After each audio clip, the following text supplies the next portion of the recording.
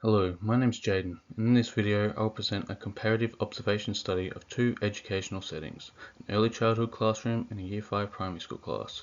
My focus is on how different teaching strategies and classroom layouts support or hinder student engagement with reference to developmental theory and current educational research.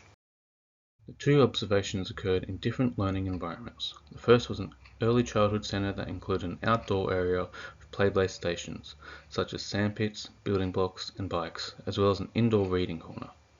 The second observation was a Year 5 classroom. The room featured 4 groups of tables for collaborative work and the floor area at the front with beanbags for students who preferred sitting away from desks. This observation was brief, approximately 30 minutes, as students discussed an upcoming assignment before transitioning to the library. In the early years setting, I observed two students with distinct engagement profiles. Child A was a quieter child who mostly observed others before engaging, although still sociable. He preferred playing alone or with a teacher and responded well to visual instruction and group-based support that didn't single him out. Child B, on the other hand, was confident and energetic, often seen in group play or trying to gain the attention of the educators.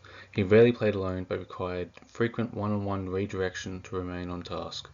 These observations align with constructivist learning theory, which emphasizes the role of social interaction and tailored scaffolding in early cognitive development. In the Year 5 classroom, I again observed two contrasting students. Child A was seated at a desk and remained attentive throughout the teacher's assignment briefing. He took notes, made eye contact with the teacher, and demonstrated self-regulation. Child B opted to sit in a beanbag near the front of the room, closer to the teacher. Despite his proximity, he was frequently off task, asking unrelated or silly questions that disrupted both the teacher and peers. This indicates that proximity to the teacher does not guarantee engagement, particularly when students are given flexible seating without structure or behavioral expectations.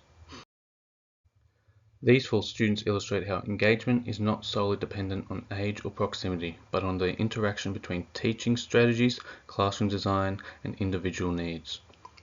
In both settings, teacher presence and visual scaffolds were key tools for sustaining attention. In early childhood, calm tones and physical proximity from the educator promoted focus. In the primary setting, the use of a smartboard and clear instructions supported engagement, but some students still needed more structure, especially in relaxed spaces such as beanbags. The findings align with Vygotsky's zone of proximal development, where learning occurs most effectively with guided support. Child A in both settings benefited from structured guidance, while Child B in both contexts showed how too much autonomy without boundaries can reduce attention. Brophenbrenn's ecological systems theory also applies, such as the classroom layout, noise levels, and observer presence had clear effects on student behavior.